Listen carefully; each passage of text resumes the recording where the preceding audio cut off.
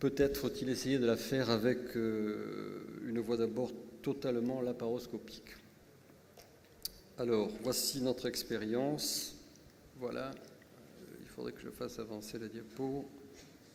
Voilà, je rappelle voilà, le guideline japonais, parce qu'on s'appuie beaucoup sur la littérature de ces pays-là qui ont une forte épidémie au niveau de ces cancers gastriques œsophagiens. Vous voyez les curages ganglionnaires du groupe 1, du groupe 2, ce qu'il est recommandé quand vous avez un adénocarcinome du tiers inférieur de l'œsophage ou un adénocarcinome de la jonction œsogastrique Sievert 1 et même actuellement Sievert 2, c'est-à-dire c'est une chirurgie à deux champs, un champ abdominal et un champ thoracique, avec un curage ganglionnaire à la fois abdominal, et vous voyez les relais ganglionnaires sur la partie supérieure de l'estomac, et ensuite tous les ganglions des groupes médiastinaux jusqu'à la région sous-carinaire. Les Japonais, des fois, étendent un peu en sus-carinaire pour aller chercher les ganglions au moins du récurrent droit. Ce n'est pas notre expérience.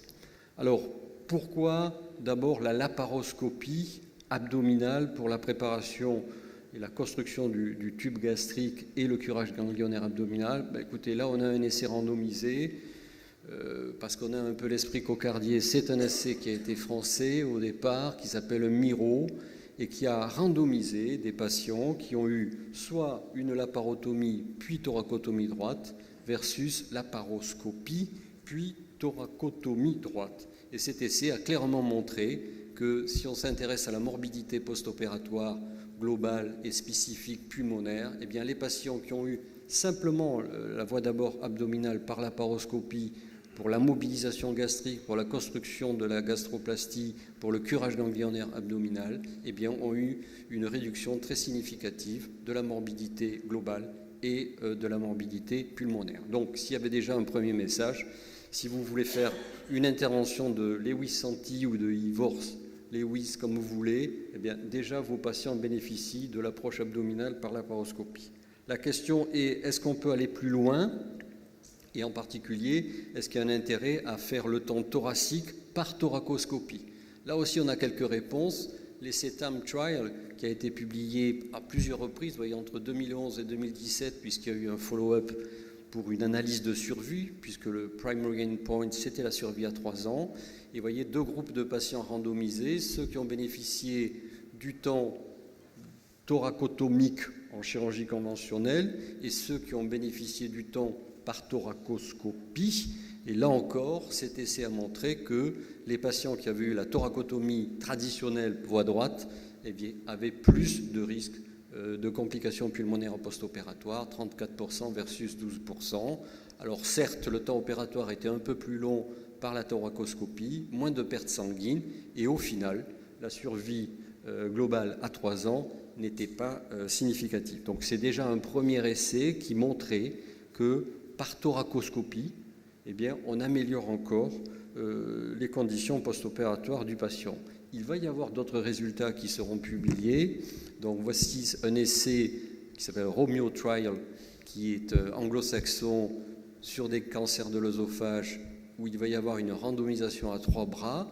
Les patients, je dirais, opérés de façon conventionnelle avec une chirurgie par thoracotomie droite et même une laparotomie versus les patients qui vont avoir une laparoscopie abdominale et une thoracotomie droite, de ceux enfin qui vont avoir un full laparoscopique par voie abdominale et par voie thoracoscopique. Alors, cet essai ne propose pas de standardisation de l'anastomose intrathoracique et même certains patients pourront avoir une œsophagectomie totale avec une anastomose cervicale, ce qui risque peut-être un peu de perturber l'analyse des résultats. Et enfin, dernier essai, cette fois-ci de la Société japonaise d'oncologie, qui commence en 2015, qui doit recruter 300 patients avec un survie à 6 ans. Et là aussi, il va y avoir une randomisation entre la thoracotomie droite versus la thoracoscopie. Donc je pense qu'à l'issue de ces essais publiés, on aura quand même des données solides de niveau A qui pourront nous donner peut-être de futurs guidelines. Alors en attendant ces essais, on a quand même des méta-analyses qui sont intéressantes. Celle-là a été publiée l'an dernier. 6 centres européens dits experts, c'est-à-dire à fort volume d'activité de chirurgie œsophagienne, 282 patients qui ont été inclus, essentiellement donc des adénocarcinomes du tiers inférieur de l'œsophage et des adénocarcinomes de la jonction, des laparoscopies donc pour le tas abdominal, des thoracoscopies pour le temps thoracique, mais attention, un mélange de patients qui étaient opérés en thoracoscopie position latérale et ceux qui étaient opérés majoritairement d'ailleurs en thoracoscopie en position ventrale. Il n'y avait pas d'impératif de type d'anastomose, il n'y a eu que 2 conversions en thoracotomie postérieure pour de vraies erreurs chirurgicales. Je veux dire, l'une des conversions, c'est une plaie de l'aorte parce que le chirurgien a rentré la graffeuse directement dans l'aorte, ça c'est sûr que c'est imparable.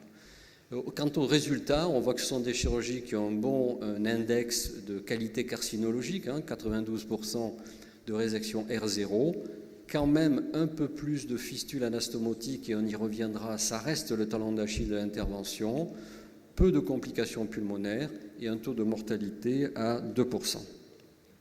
Alors, si on discute maintenant, si on admet qu'il y a un intérêt à faire la thoracoscopie plutôt que la thoracotomie, la question est de savoir s'il faut passer ces patients en position ventrale, vous savez qu'il y a un engouement de plus en plus important pour la position ventrale, ou est-ce qu'il faut les mettre en thoracoscopie en position latérale.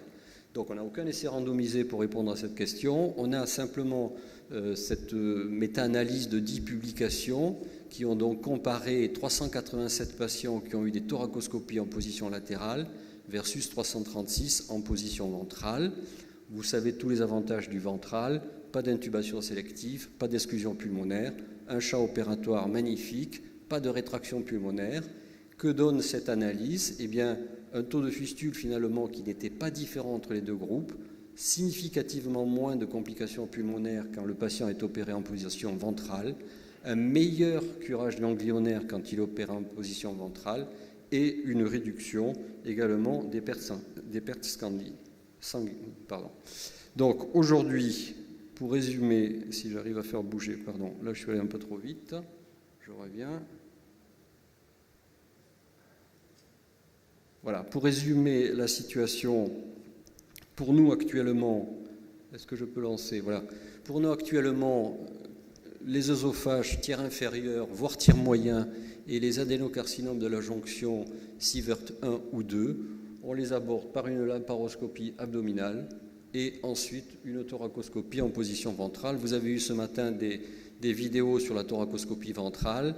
C'est vrai qu'il faut s'y adapter, c'est vrai qu'on a une anatomie inversée, mais une fois que vous avez prêté goût à cette intervention, vous avez du mal à faire autre chose. Le poumon est en bas, il ne vous gêne jamais, le patient est ventilé des 2 côtés, il n'a pas de tube d'exclusion œsophagienne, vous n'avez pas de perte sanguine, vous avez une anatomie magnifique, vous faites un curage ganglionnaire avec de vrais repères que sont la plèvre en arrière, le péricarde, la bifurcation trachéale. Donc c'est vraiment une chirurgie qui est hyper anatomique et bien entendu cette chirurgie est faite uniquement par laparoscopie. Le problème, je vous en ai parlé ce matin dans la session vidéo, c'est l'anastomose qui reste aujourd'hui le talon d'Achille de l'intervention. On discutait ce matin de la section de la crosse, pour nous elle est systématique, on sectionne toujours la crosse de la zygos.